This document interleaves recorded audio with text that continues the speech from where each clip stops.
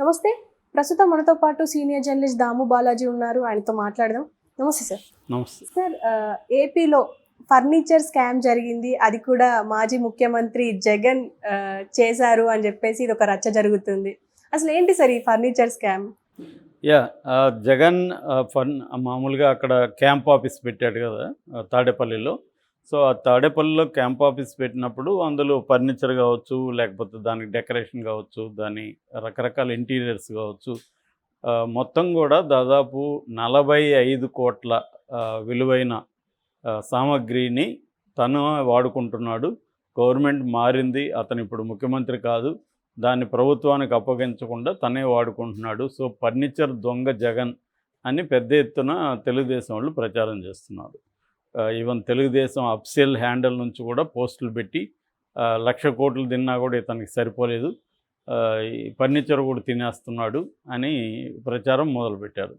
దానికి కౌంటర్గా YCP official handle నుంచి వీళ్ళకి సిగ్గు లజ్జ ఏమీ లేదు, ఇష్టం వచ్చినట్టుగా ఇది చేస్తున్నారు. సో మొత్తం జగన్ని నిజంగా ప్రొజెక్ట్ చేస్తున్నారు. యాక్చువల్గా ఏంటంటే ఏ ముఖ్యమంత్రి ఉన్నా క్యాంప్ ఆఫీస్కి గవర్నమెంటే ఫర్నిచర్ కానీ అన్నీ ప్రొవైడ్ చేస్తుంది. అయినాక మేము మొత్తం లిస్ట్ అవుట్ చేసి గవర్నమెంట్కి పంపించాం. ఏమేమి ఉన్నాయి, ఏమేమి ఐటమ్స్ ఉన్నాయి, మొత్తం లిస్ట్ అవుట్ చేసి పంపించాం. దీనికి సంబంధించి మీరు ఎంత పే చేయాలని మాకు చెప్తే మేము పే చేస్తామనేసి వాళ్ళకి మేము లెటర్ పెట్టాము. అది ఇంకా గవర్నమెంట్ నుంచి రావాల్సింది. మేము లెటర్ పెట్టిన తర్వాత కావాలనే దీన్ని ఏదో స్కామ్ లాగా వీళ్ళు ప్రాజెక్ట్ చేసి ప్రజల్లో జగన్ని బదనాం చేయడానికి ఇది చేస్తున్నారనేది లేళ్ళ అప్పిరెడ్డి కూడా ప్రెస్ మీట్ కూడా పెట్టి నిన్న చెప్పాడు. ఒకవైపు వీళ్ళు ఇంకా విపరీతంగా వీడియోలు తెలుగుదేశం మీడియా చెప్పాల్సిన అవసరం లేదు, వీళ్ళు వాయిస్తున్నారు. సో ఇదేంటంటే నేను చాలాసార్లు చెప్పాను, ఇంకా డైలీ మనం ఒక రెవెంజ్ స్టోరీ చెప్పుకోవాలని. డైలీ నిన్న కూడా ఇల్లు ఇక్కడ ఇంటి ముందు కట్టడాలు కూల్చేశారు ఆ స్ట్రక్చర్స్. సో ఇంకా జగన్ మీద డైలీ, జగన్ అండ్ కో మీద డైలీ ఏదో ఒక రెవెంజ్ డ్రామా స్టార్ట్ అవుతుంది. ఆల్రెడీ 5వ తేదీ నుంచే స్టార్ట్ అయిపోయింది. 4వ తేదీ ఈవినింగ్ నుంచే, అంటే రిజల్ట్స్ రాగానే స్టార్ట్ అయిపోయింది రివెంజ్ అనేది.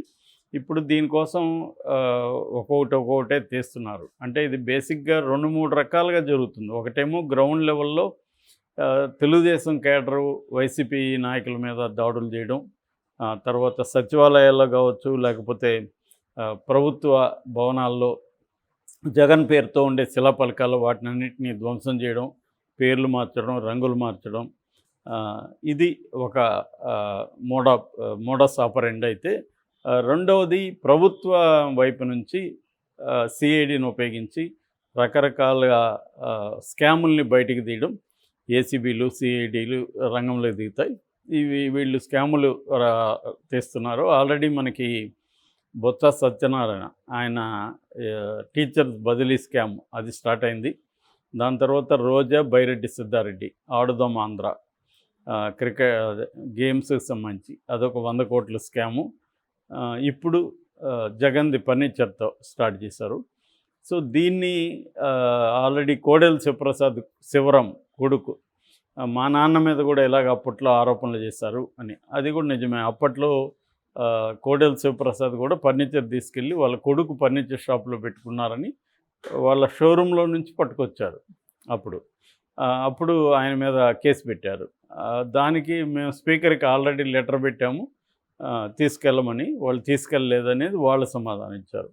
ఏదేమైనా నేను ప్రతిసారి చెప్తున్నా, ఏ గవర్నమెంట్ వచ్చినా అది జగన్, చంద్రబాబు, వ్యక్తులు ఇమ్మెటీరియల్, పార్టీ ఇమ్మెటీరియల్. మన దేశంలో పరిస్థితి ఏంటంటే ఏ ప్రభుత్వం వచ్చినా అంతకు ముందున్న ప్రభుత్వం మీద ప్రతీకారం, పగ తీర్చుకోవడం అనేది బలంగా కనిపిస్తుంది. కొంతవరకు స్టాలిన్ లాంటి వాళ్ళు, పినరాయి విజయన్ లాంటి వాళ్ళు కొంత మినహాయింపు దీంట్లో. స్టాలిన్ జయలలిత సంబంధించిన పగలు, ప్రతీకారాలు వద్దనేది ముందే డిసైడ్ అయ్యాడు.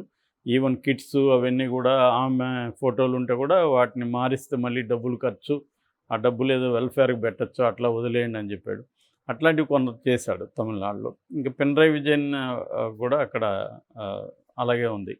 కానీ మిగతా ఈవెన్ కాంగ్రెస్ ప్రభుత్వాలు కావచ్చు, ఇక్కడ కాంగ్రెస్ ప్రభుత్వమే ఉంది, కానీ కేసీఆర్ మీద పగ ప్రతీకారం రేవంత్ రెడ్డి స్టార్ట్ చేశాడు కదా. కేసీఆర్ సింబల్స్ ఏవి నేను తెలంగాణలో ఉంచనని చెప్పాడు కదా, డిక్లేర్ చేసి మరీ చేస్తున్నాడు.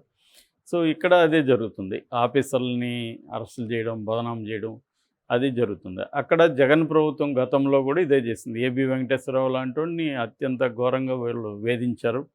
ఆయనకి పోస్టింగ్ ఇవ్వకుండా సస్పెన్షన్లో పెట్టి దాదాపు 5 ఏళ్ళు, చివరి రోజు మార్నింగ్ పోస్టింగ్ తీసుకొని ఈవినింగ్ ఆయన రిటైర్డ్ అవ్వాల్సి వచ్చింది. అటువంటి ఒక హ్యూమిలియేషన్ ఆయనకి క్రియేట్ చేశారు. సో ఇక్కడ 2 యాంగిల్స్ చూడాలి మనం. ఒకటి, ఈ అధికారులు ఐఏఎస్లు కావచ్చు, ఐపీఎస్లు కావచ్చు, వీళ్ళు ఎలా ఉన్నారంటే ప్రభుత్వం ఏం చెప్తే అది చేస్తున్నారు. అది చట్టబద్ధమా కాదా అనేది ఎవడు పాటించలే. నిజానికి మేము పౌర హక్కుల సంఘం నుంచి ఎప్పుడో చెబుతున్నాం, ఒక్కసారి మీరు కానీ పోలీసుల్ని ఇల్లీగల్ యాక్టివిటీస్ మీరు వాడుకుంటే వాళ్ళు మీ కంట్రోల్లో ఉండరు. ఎన్కౌంటర్లు, లాకప్ డెత్లు ఇవన్నీ ఇల్లీగల్ యాక్టివిటీసే, ఫేక్ ఎన్కౌంటర్ అంటేనే ఫేక్లే, ఎప్పుడో వెరీ వెరీ రేర్ అది.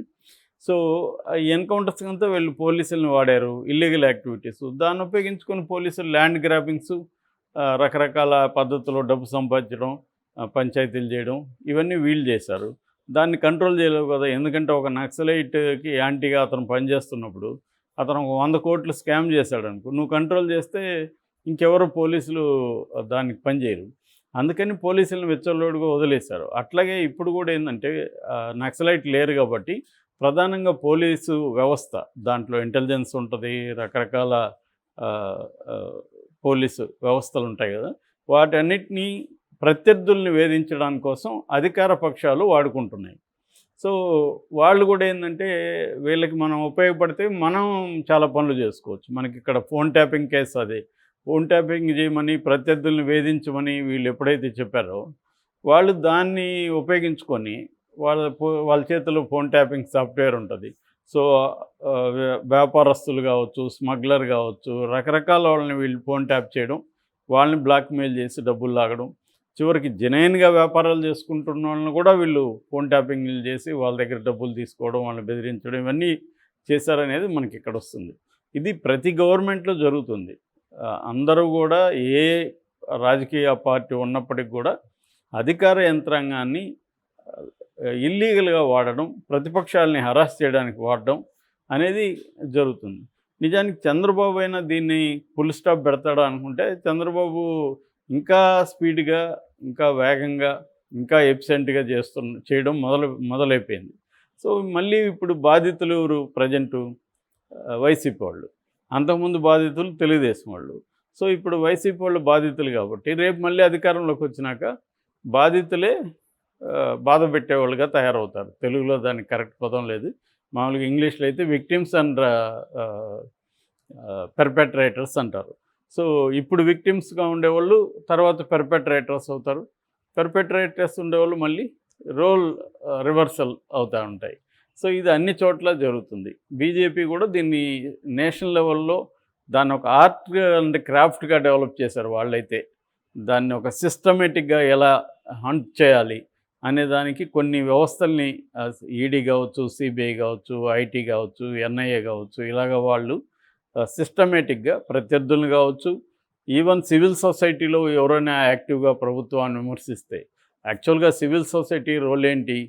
ప్రభుత్వం ప్రజా వ్యతిరేక నిర్ణయాలు ఏమన్నా తీసుకున్నప్పుడు, అన్డెమోక్రటిక్గా ఉన్నప్పుడు దాన్ని ఎత్తిచూపడం, దానికి నిరసన తెలియజేయడం, ప్రజల్ని దాని చుట్టూ ఆర్గనైజ్ చేయడం, ఇవి సివిల్ సొసైటీ ఆర్గనైజేషన్స్ చేయాల్సిన పని.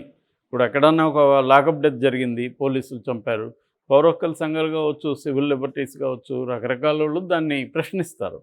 దానివల్ల ఏమవుతుందంటే ప్రజలకి ఈ వ్యవస్థల నుంచి రక్షణ లభిస్తుంది.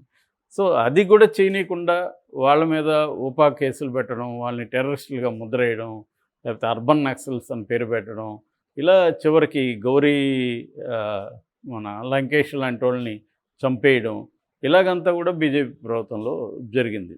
ఇదే విధంగా ప్రతి ప్రభుత్వం కూడా అదే చేస్తుంది. ఇప్పుడు రేవంత్ రెడ్డి ఒకప్పుడు విక్టిమ్గా ఉన్నాడు, ఆయన పెర్పెట్రేటర్. సేమ్ ఇది ఒక విసిఎస్ సర్కిల్.